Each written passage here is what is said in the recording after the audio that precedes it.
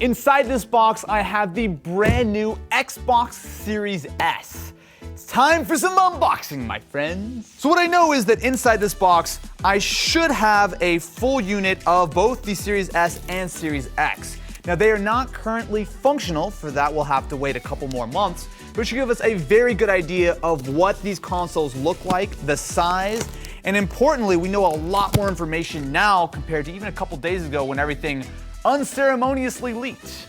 Bubble wrap. Well, that's exciting. Okay, so we have two boxes here. So I'm gonna guess that this is the Series S.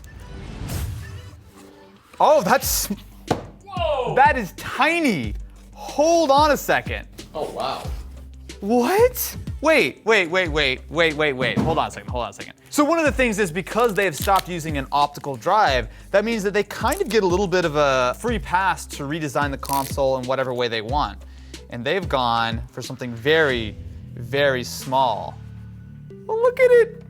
It's so cute. So, first of all, you'll see that there is the very large opening for the fan. Now, this is actually not that different than what you would have seen on something like the Xbox One S. The only difference there was that it was actually all the same color, so it blended in a little bit. But you'll see that this is actual like solid plastic, so the only vent on the top is this black vent. This looks fine. You imagine that like underneath your like cabinet or something at home. That's gonna look really nice. Hi, welcome to McDonald's. Can I take your order? So we have the controller button here, as well as we have one USB-A port and the actual Xbox button. So around back, we have what actually looks to be a very similar port layout. So we have the figure 8 cable here for power.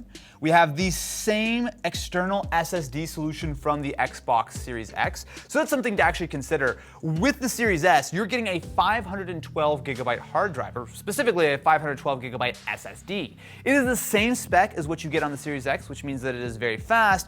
But 500 gigs is not exactly a ton of space, considering that, of course, look around front, there's no optical drive. You're going to be entirely using this as a digital console, which is something to consider. If you plan on installing tons of games, and because this is a next generation console, those games aren't going to be small. You know, you're looking at 50, 100, potentially 150 gig games. So you may want to consider the idea that you want to use that expansion slot to get yourself a little bit of extra storage. So with the Series S, you can still connect to an HDMI 2.1 display. It will support up to 120 frames per second. It does support 4K. Potentially, we may see 8K support, although you'll never be able to game at 8K. And let's be real, the Series X also won't really be gaming at 8K. But the thing is, you'll be able to do pretty much everything you can on the Series S as you can on the X. The main difference is this is a less powerful console. So inside the Series S, what you're getting are very, very similar specs to the full Series X. So on the CPU side, it is looking almost identical. So you still have that same 8-core design. It is going to be clocked 200 megahertz lower. So you're looking at 3.4 to 3.6 compared to 3.6 to 3.8. Honestly, you're not going to notice whatsoever. It does have that same style of the Xbox Velocity architecture, so you have a standard SSD. It is not going to be any slower, it's just smaller, but that shouldn't make any difference to performance at all. Really, where the cutbacks are going from X to S are really twofold. So it's a smaller console, and that is largely because it has what I'm sure is a much simpler cooling solution. In fact, actually, Microsoft have already released a little bit of a breakdown of what's inside this console. And if you look at it compared to the Series X breakdown, there is a much, much smaller cooling solution, which makes sense because inside we have a much smaller GPU. So where the Series X has a 52 CU model of the AMD RDNA 2.0 GPU, this only has 20 CUs, which means that when you actually run the numbers with the clock speed, means that this will give you about 4 teraflops of performance compared to 12 teraflops on the Xbox Series X.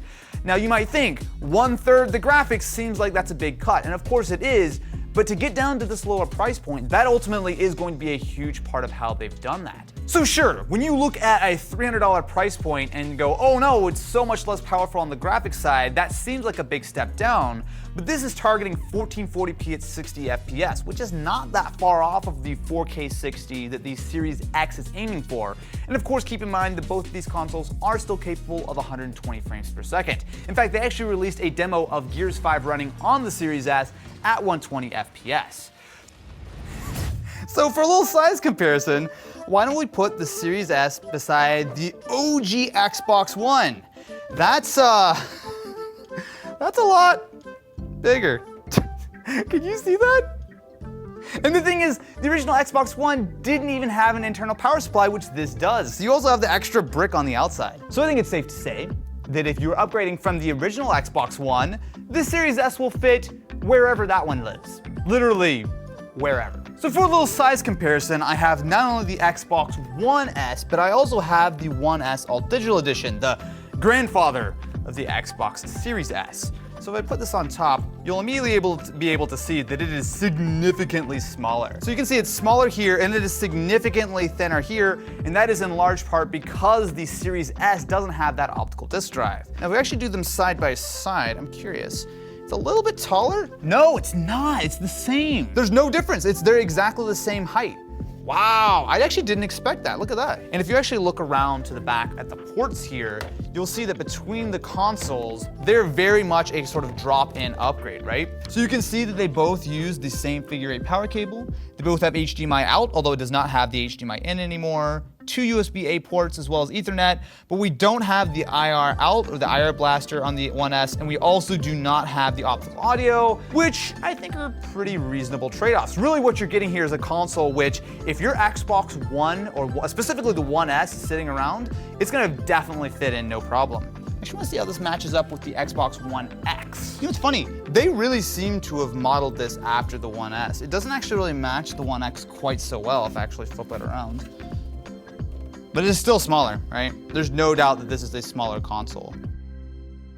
It's interesting to think about the One S as far as it being a $300 console.